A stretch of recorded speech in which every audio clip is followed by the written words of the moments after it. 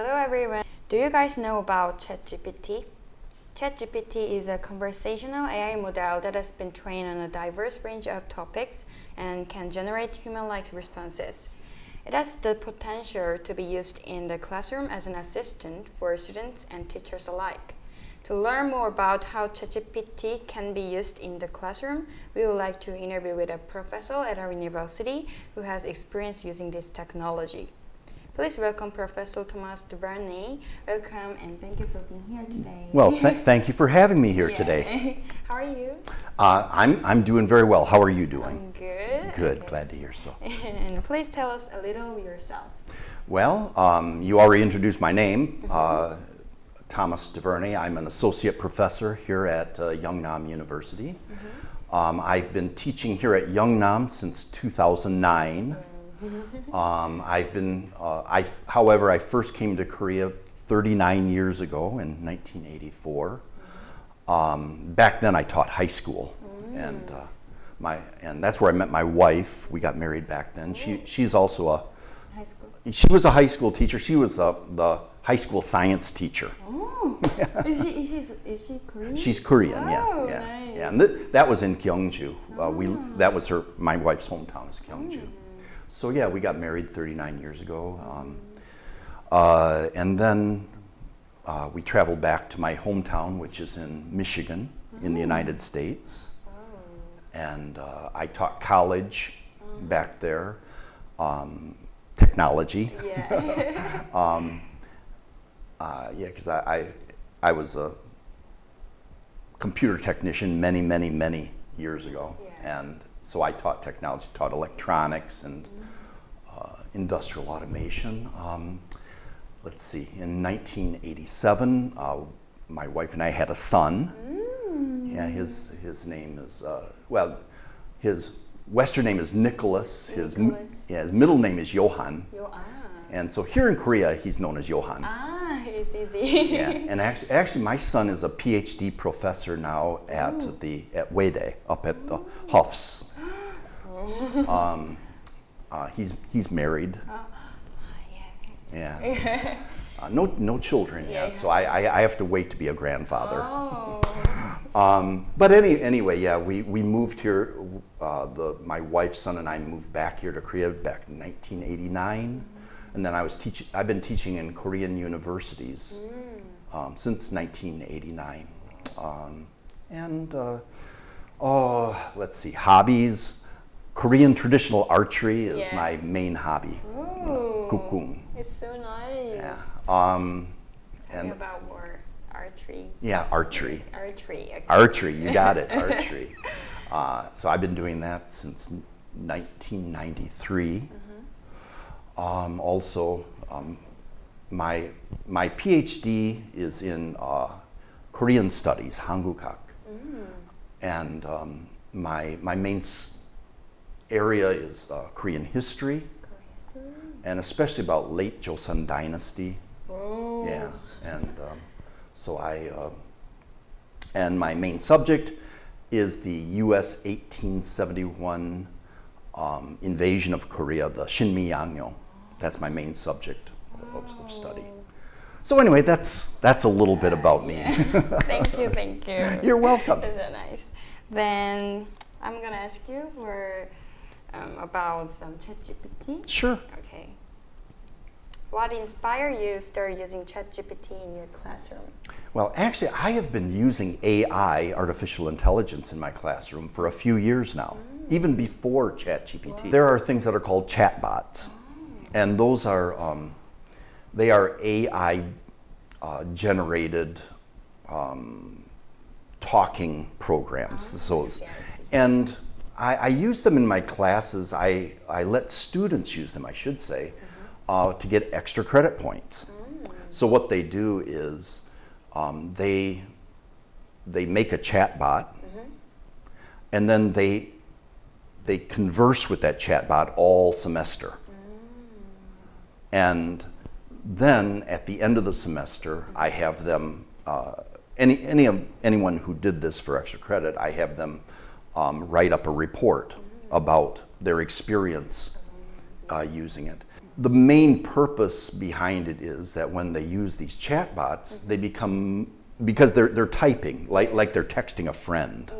By doing this, they gain courage typing in English. Right. And the chatbot is non-judgmental, so you know they probably make many mistakes and everything like that. The chatbot doesn't care, and the chatbot will respond, and they can keep this up.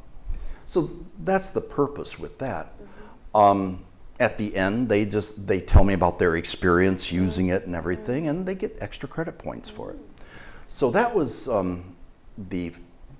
how I've been using AI for a few years now in my classes.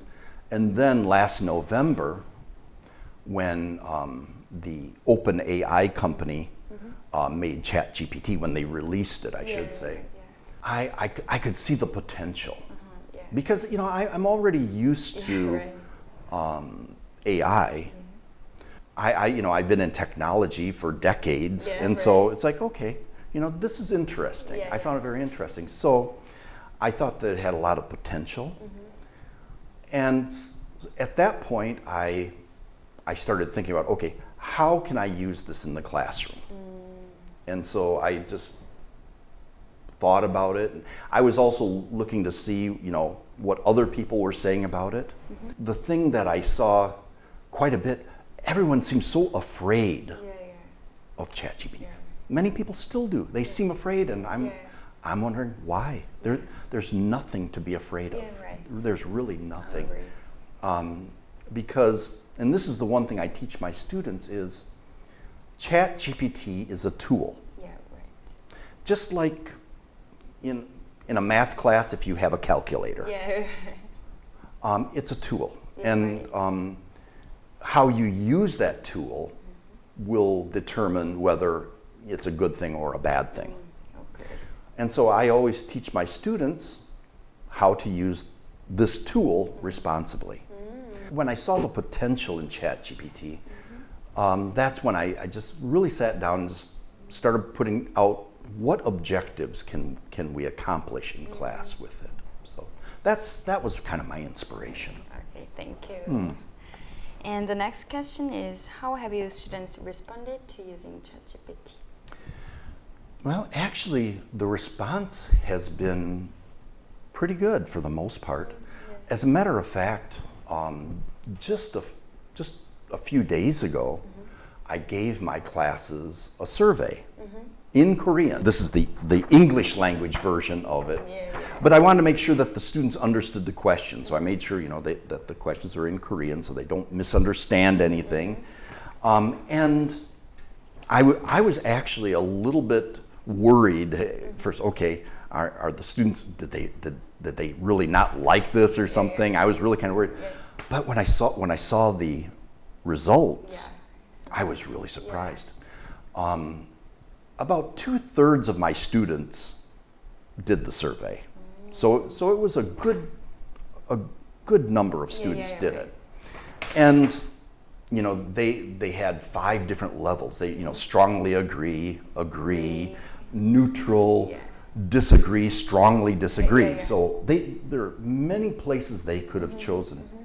For the most part, it was strongly agree and agree. Nice. And most of it was that way. There were very few that were low. There were a couple here and there, but for the most part, it was very successful. And then also, students, just their reactions to it. I think they feel very comfortable with it. Because I make them comfortable with it. And I think overall, the students have been quite positive about it. Yeah, right. As one of the students, I really strongly agree of using ChatGPT. Oh, so you like to use it? Yeah, because some statics of the some subject, I need to find out what statics of the number. So that ChatGPT makes the statics more faster. So it's so nice to confusing. Yeah, but one thing, and this is another thing that I caution my students on, you have to be careful about the results. Because it doesn't always give you the correct answers. Really? Okay. So be careful about that. And that is one thing, is that you do have to be careful about it. But you're right. It can make things feel a lot easier than what they are. Yeah, it's just answer and results. So. Right. Yeah, it's so nice. Okay, be careful. And the next question is, are there any challenges associated with using ChatGPT in classroom?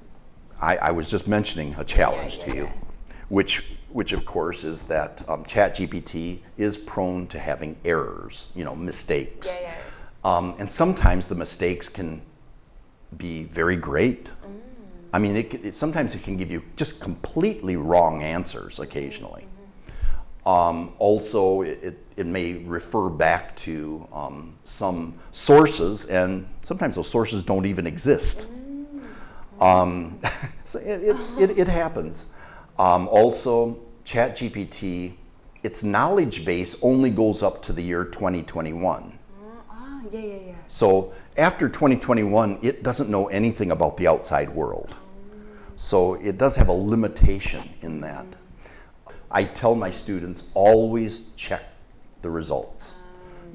Look them over. Make sure that what it tells you is correct, because sometimes it's not correct. But I think something that's more important actually than the limitations are the benefits. Okay? Because one thing that, and this is the way that I use ChatGPT in my classes, is instant feedback for the students. That's a good point. You see, if a student asks me a question, I'll always answer my students' questions. I always try to get back to my students within the day, if possible. But sometimes for a student, maybe they needed that answer right now. The nice thing about ChatGPT, they can ask ChatGPT the same question. As a matter of fact, they can ask it in Korean if they want to. They don't even have to ask it in English. And it can give them an instant answer. Now, again, just like I said, they have to check. They have to be careful that the answer they get is correct. But they can get feedback. Another thing they can do, if they write something, they can ask ChatGPT to look over what they wrote and check it for grammar, spelling, punctuation, capitalization, style, 5 very important things. And it will look over what they wrote, and it will tell them, okay, this is good, this is not good, here are the problems that you have. Of course, it all depends on how they write their prompt, but it can do that. So they get this instant feedback. Students can use it to make themselves quizzes. So whatever unit in our textbook we are using, they can, for instance, go in and whatever grammar is being studied, maybe the vocabulary that's being studied, and they can put that into ChatGPT and they can say, okay, make me such and such a reading based upon this information, and also give me a 4-question multiple choice quiz with answers. And so it'll give the quiz, and then at the bottom will be the answers, and so they can take the quiz and then check themselves. And they can press regenerate, it'll make a new one, a new one, a new one, and over again. If there's something they don't understand regarding grammar, they can say, okay, what is the difference between saying this in English and saying this in English? What's the difference? And it'll give this explanation. And they can say, 한국어로, right? And then, here, it's in Korean, suddenly. So it has so many great benefits to it. And this is what I'm seeing. I'm feeling really, really good about it nowadays. Okay, thank you. And how do you ensure that ChatGPT is being used appropriately by your students? Well, to begin with, I encourage its use.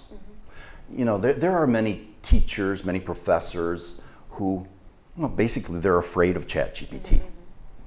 And they've been hearing about, students are going to use this to cheat and all of this. But the thing is, if you don't have an atmosphere where cheating is possible, they can't cheat. Yeah, right. I can honestly say not one student in my class has ever cheated using ChatGPT because they know ChatGPT is okay to use in my class. And it's something that I encourage them to use. I teach them how to use it responsibly. That's very, very important, is that they learn how to use it responsibly. Also, when it comes to the work they do in my class, the first thing that they have to do is they have to brainstorm whatever topic it is. Like if they're going to write something, all right, they have to brainstorm. They write it down, handwrite it. They take their phone, they take a picture of what they've handwritten.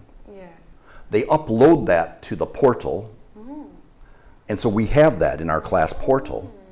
And then after that, they can now type in what they handwrote. They can type that into ChatGPT and ask it to, for help, basically, help them revise their writing, and also tell them,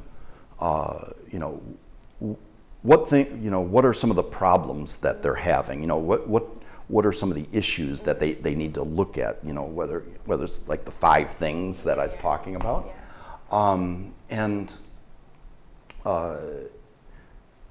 so in my classes, there is really no place where the students can use it inappropriately. During examinations, of course, there are no phones or anything out anyway. So at that point, they can't use ChatGPT. Everything has to come from just here. And they know that. The students know that. I would say that, that's the biggest difference between maybe my class and maybe another professor who say, some other professors, no, you can't use ChatGPT in my classroom. At the beginning of the semester, I tell them, if another professor tells you don't use ChatGPT in their class, don't use ChatGPT. That's their rules. You go by their rules. In my class, you're free to use it. I encourage you to use it. But you see, those professors, they're doing themselves probably a bit of a disservice, because one thing, they're never going to stop their students from using it. Their students, even if the student, they say, you don't use that in my class, okay, they're going to use it still. So I think in their case, just like what I did in my class, they would have to maybe redesign their classes a little bit to where ChatGPT is not going to be used for bad purposes, shall we say. Okay. So have you noticed any changes in student engagement since implementing ChatGPT? I think probably the biggest thing is that, and I've mentioned this before, the students don't fear the technology. It's what in English we call forbidden fruit. Forbidden fruit.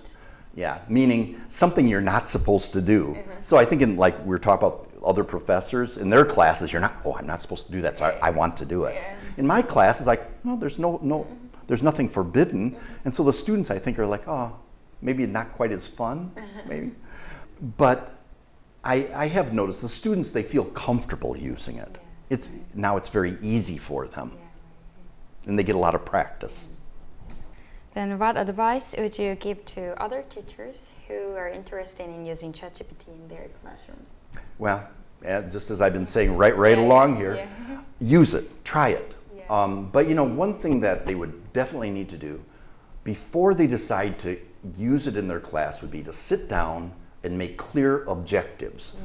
What do they expect the use of ChatGPT in their classrooms? What do they expect the outcome to be? And make those particular outcomes. Now, what I did this semester was very different from what I've done in any other semester, because I just went on full with ChatGPT, completely open. And I did that because I wanted to see where the problems are.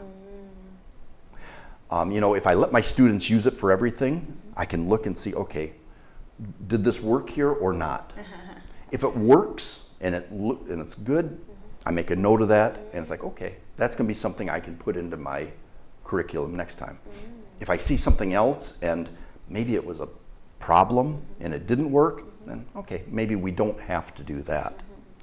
Okay, maybe it works well with this assignment, but it doesn't work well with this other assignment. So that's why I say, you know, professors, they should sit down, make notes. Okay, how am I going to use this? Make clear objectives of how they're going to use it. Again, just try it. Don't be afraid of the technology, you know, because ChatGPT is here to stay. It's not going anywhere. As a matter of fact, AI is only going to become more and more and more powerful. I mean, right now, ChatGPT is like a baby.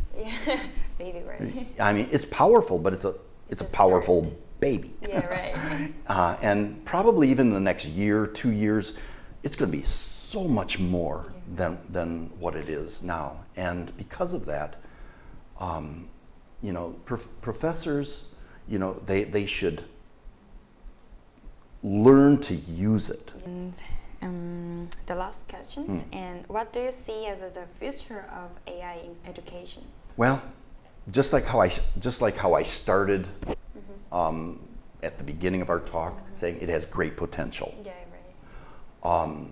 As a matter of fact, probably even this time next year, there are going to be potentials that I didn't even see this year. For instance, right now everything is text-based. We're typing in things and getting things back. I can see where probably in the future we're going to have things that may be even audio-based. Yeah, we can actually talk with our AI and get audio even back. I mean, when it comes to like language learning, you know, it could be used for listening exams even, or things like that. Another thing, you know, is their images are now being AI generated. Probably that's an area that is, I would even admit, is maybe one that's a little scary. Because if, you know, if images are being able to be made that look very realistic and like that, you know, that can maybe present some issues. But at the same time, it might open up more potential for teaching. I mean, you can have your AI teacher. Yeah. Now, here's the thing: AI is never going to replace me. Yeah. I mean, I'll be long retired before it replaces me. It's not going to replace me. It's not going to replace any teachers. Yeah, right. But you know, it will make it so that it's a lot easier for teachers to do things. If people just look at it as a tool, you know, it's nothing more, nothing less. It's a tool. You use it as a tool, and even into the future, the possibilities are endless. Okay, that's all. Okay. And thank you for answering our questions. And it's really good time to having you. Well, thank you very much. I really appreciate being invited to talk about this. Okay, thank you. And thank you for watching this video today. I hope this video will be helpful for the interest of using ChatGPT. And see you soon on next more interesting video. See ya. Bye-bye.